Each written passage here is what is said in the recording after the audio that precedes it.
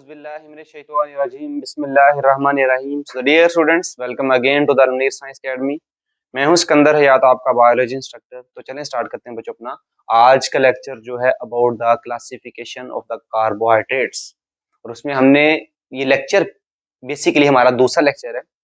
इससे पहले हमने देखा था कार्बोहाइड्रेट्स के बारे में कि जो मोनोसैकराइड्स हैं बेसिकली वो क्या होते हैं, मोनोसैकराइड्स के अंदर कौन कौन सी चीजें आती हैं और उनको मोनोसैकराइड्स क्यों कहा जाता है, उनकी प्रॉपर्टीज क्या थी, उनके अंदर कितने से लेके कितने कार्बन तक आ सकते थे।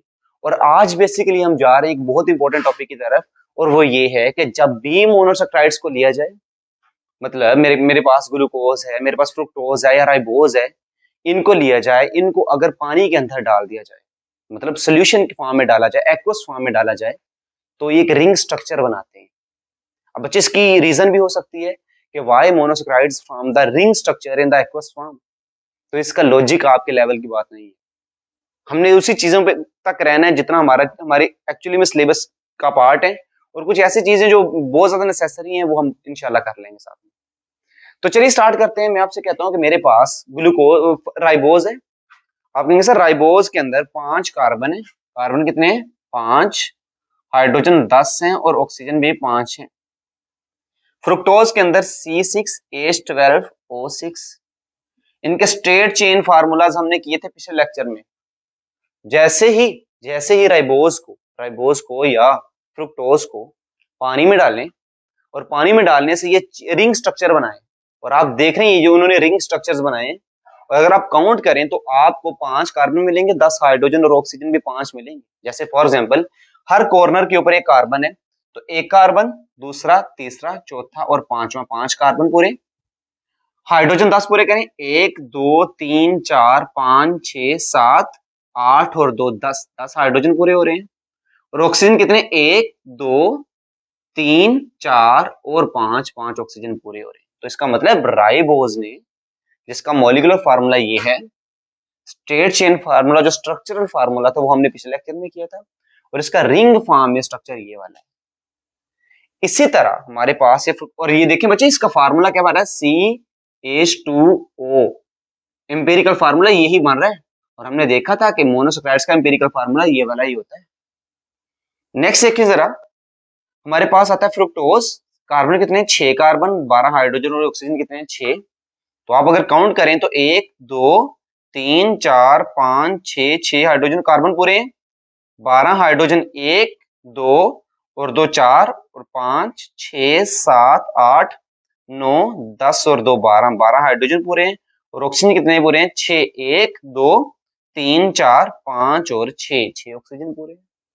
आप देख रहे हैं राइबोज जो कि 5 कार्बन वाला है, पेंटोज है, हेक्सोज 6 कार्बन वाला है, जो है ना वो हेक्सोज है। फ्रुक्टोज क्या है? हेक्सोज है। एक पेंटोज और हेक्सोज दोनों जो स्ट्रक्चर बना रहे हैं ये 5 कार्बन वाले बना रहे हैं, सॉरी 5 रिंग स्ट्रक्चर। इसमें 5 कोने मार रहे हैं, 1 2 3 4 और 5, 1 2 3 4 और 5। ये 5 कार्बन वाला मॉलिक्यूल 5 रिंग वाला बना रहे हैं, ये 6 कार्बन वाला मॉलिक्यूल 5 रिंग वाला बना रहे हैं। तो अगर स्ट्रक्चर जो रिंग फॉर्म में बन रहा है वो 5 रिंग्स वाला बने, उसको हम कहते हैं इट इज कॉल्ड द फुरानोज। क्या कहते हैं बेटा? फुरानोज। अगर राइबोज बनाएगा उसको हम कहेंगे राइबोफुरानोज। क्या कहेंगे बेटे? राइबोफुरानोज। और अगर वो फ्रुक्टोज बनाए, 6 कार्बन वाला फ्रुक्टोज बनाए, 5 रिंग वाला, तो उसको हम कहेंगे इट इज कॉल्ड द फ्रुक्टोफुरानोज। और अगर कोई मोनोसैकराइड पानी में डाला जाए और 6 रिंग वाला स्ट्रक्चर बनाए, उसको हम कहते हैं पायरानोज। जैसे कि हमारे पास ग्लूकोज है, ये ग्लूकोज है, इसको पानी में डालें तो उसका स्ट्रक्चर देखा जाए तो वो कैसा होता है? 6 रिंग वाला, तो उसको हम कहते हैं ग्लाइकोपायरानोज। क्या बेटा? ग्लाइकोपायरानोज। ग्लाइकोपायरानोज 6 रिंग वाला स्ट्रक्चर है, और इसका मॉलिक्यूलर फार्मूला क्या है? C6H12O6। देखें कितना फर्क आ गया है, इसके भी C6H12O6 है, इसका भी C6H12O6 है। ये कीटोन है, ये एल्डिहाइड है, ठीक है। ये 5 रिंग वाला स्ट्रक्चर बना रहा है, ये ग्लूकोज 6 रिंग वाला बनाएगा। इनका तो हमने डायरेक्टली लिख के आपको मैंने बता दिया, लेकिन इसका हम डिटेल में देखेंगे कि किस तरह से ये स्ट्रक्चर बनाता है। फॉर एग्जाम्पल आपने ग्लूकोज लिया, उसको पानी में डाल दिया, आइए देखते हैं कि ये किस तरह से ये वाला स्ट्रक्चर बनाएगा। ध्यान से देखिएगा बच्चों, ये 6 कार्बन है तो मैं 6 कार्बन पहले लिखता हूं, ध्यान से देखना आप लोगों ने। 1 2 3 4 इसी तरह 5 और 6 कार्बन है। मतलब ये जो नंबरिंग इधर है वो नंबरिंग आप दे दें, जैसे ये कार्बन नंबर 1 है और इसकी तरफ एक H है, एक है OH, सॉरी O है और एक है H। तो इसका मतलब ये देखें जरा, डबल बॉन्ड ऑक्सीजन और साथ में इसके साथ क्या है, हाइड्रोजन। हमारे पास ये कार्बन नंबर 1 कंप्लीट हो गया। इसको छोड़े कार्बन नंबर 2 की तरफ आए। ये कार्बन नंबर 2 जो राइट साइड वाली है वो आपने इधर लिखनी है, जो लेफ्ट साइड वाली वो आपने ऊपर लिखनी है। ये देखें जरा, ये कार्बन नंबर 2 है, इसकी राइट साइड पे क्या है, OH, आप नीचे लिख लीजिए OH, OH और ऊपर क्या है, हाइड्रोजन, आप ऊपर लिख लें हाइड्रोजन। ये 3 कार्बन, ये इसमें कार्बन नंबर 3 ये वाला है, इसमें यहाँ पे आपने नीचे राइट साइड पे H है तो आपने H लिखना है, लेफ्ट साइड पे OH है तो आपने OH को लिखना है ऊपर। इसी तरह carbon number 4 OH right side पे, इसको नीचे लिखेंगे और हाइड्रोजन जो है वो लेफ्ट साइड पे, इसको आप लिखेंगे ऊपर। 5 कार्बन वाला OH, याद रखना जरा, OH लिखेंगे आप इस तरफ और H लिखेंगे आप इस तरफ। और 6 कार्बन वाले में आप देख रहे हैं कि OH, H और H। तो असल में मैंने क्या किया है, इसी स्ट्रक्चर को, अभी मैंने रिंग नहीं बनाई, ये भी स्ट्रेट चेन ही है, ये भी स्ट्रेट चेन है, कोई फर्क नहीं है, मैंने सिर्फ उनकी अरेंजमेंट थोड़ी सी तब्दील की है, मतलब उनका स्ट्रक्चर थोड़ा सा वेरिएशन किया और मैंने कुछ नहीं किया। अब इसके इर्द गिर्द क्या है, वाटर, इसके इर्द गिर्द क्या है बच्चों, वाटर। और याद रखें जब वाटर मॉलिक्यूल होता है ना, वाटर का मॉलिक्यूल, तो वो अगर 25 टेम्परेचर हो तो वो उसकी वो आयंस की फॉर्म में पड़ा होता है, मतलब H प्लस फॉर्म आयन की फॉर्म में या OH नेगेटिव की फॉर्म में। तो यहाँ पे वाटर के मॉलिक्यूल्स हैं, मतलब OH भी है और साथ में H प्लस आयन भी है।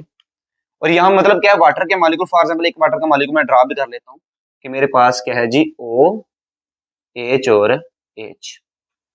अब जरा ध्यान से देखना आपने कि ये आपके पास ग्लूकोज है, आपने डाला है इसको वाटर के अंदर, एक्वस मीडियम के अंदर, तो देखते हैं जरा होता क्या है। सबसे पहले ये बात आपको ये पता होनी चाहिए कि मैं आपको कहता हूँ कि ये कार्बन नंबर 5, ये कार्बन नंबर जो 5 है, इसको आपने ध्यान से देखना है।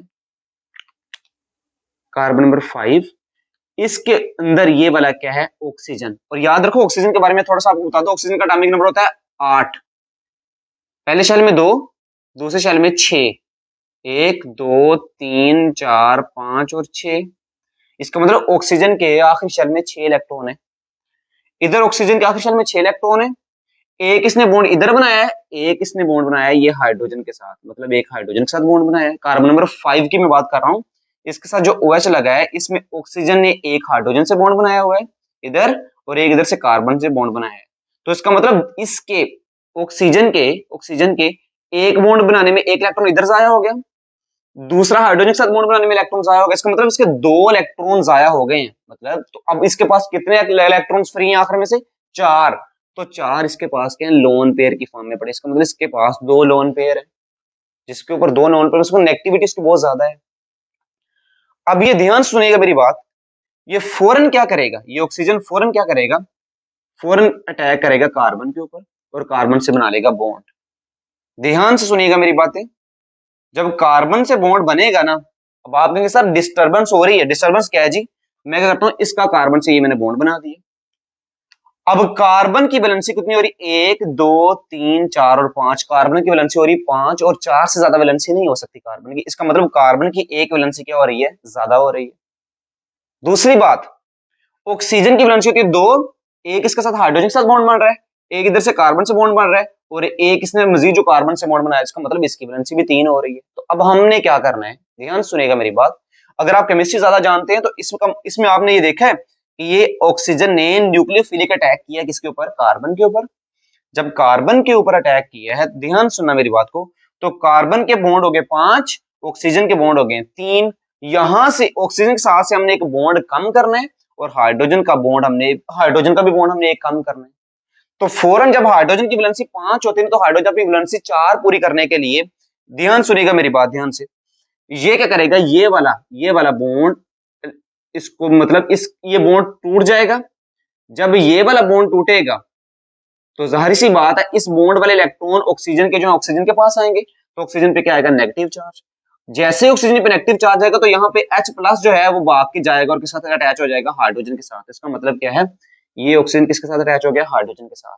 अब आप देख रहे हैं ऑक्सीजन की भी वैलेंसी पूरी है, कार्बन की भी 4 वैलेंसी पूरी हो गई है। मैं रिवाइज करता हूँ। सबसे पहले ऑक्सीजन 5 वाले ऑक्सीजन ने कार्बन के ऊपर अटैक किया था, कार्बन की वैलेंसी हो गई थी 5, उसको अपनी वजन से एडजस्ट करने के लिए उसने क्या किया, वो कार्बन के साथ बॉन्ड तोड़ा। जैसे सॉरी ऑक्सीजन से बॉन्ड तोड़ा, जैसे इस ऑक्सीजन से बॉन्ड टूटा तो ऑक्सीजन के इलेक्ट्रॉन जब ऑक्सीजन के पास आए, इसके ऊपर नेगेटिव चार्ज है, इसने पॉजिटिव चार्ज हाइड्रोजन को पकड़ा और ये क्या बन गया, OH। इसका मतलब ये वाला प्रॉब्लम सोल्व हो गया है। अब प्रॉब्लम रह गया यहाँ वाला, ऑक्सीजन की वैलेंसी कितनी होनी चाहिए, मतलब ऑक्सीजन 2 बॉन्ड बना सकते हैं तो इसने 3 बनाए हुए हैं, तो ये 3 नहीं बने चाहिए, सिर्फ 2 ही रहने चाहिए। अब ये हाइड्रोजन जो है ना, ये फॉर एग्जाम्पल मैं इधर इसको लिख दूं, अगर ये हाइड्रोजन है तो यहां से इर्द गिर्द वाटर पड़ा है, ये वाटर चूंकि इसके ऊपर भी 2 लोन पेयर है, ये अटैक करेगा फौरन किसके ऊपर अटैक करेगा, कार्बन हाइड्रोजन के ऊपर। और ये वाला हाइड्रोजन, ध्यान सुनिएगा मेरी बात, जब ये वाला हाइड्रोजन निकलेगा ना, ये वाला हाइड्रोजन निकलेगा तो इसके ऊपर आगे जाएगा पार्शियल नेगेटिव चार्ज। क्या आ जाएगा बच्चों, नेगेटिव। ध्यान सुनना मेरी बात को, इसके सॉरी इसके ऊपर क्या आ जाएगा, क्योंकि हाइड्रोजन निकलने से इसके ऊपर आगे आ जाएगा पॉजिटिव चार्ज। और जब हाइड्रोजन निकला तो ये वाले इलेक्ट्रॉन, मतलब यहां से ये हाइड्रोजन था तो ऑक्सीजन इस हाइड्रोजन के ऊपर अटैक किया तो ऑक्सीजन जो है ना हाइड्रोजन को लेके निकल गया, इसके ऊपर आया पॉजिटिव चार्ज तो ये बॉन्ड फौरन से ऑक्सीजन की तरफ शिफ्ट हो जाता है, जिसका मतलब इसका मतलब इसके इलेक्ट्रॉन्स ऑक्सीजन की तरफ वापस आ गए तो ये पॉजिटिव क्या हो जाएगा, न्यूट्रल।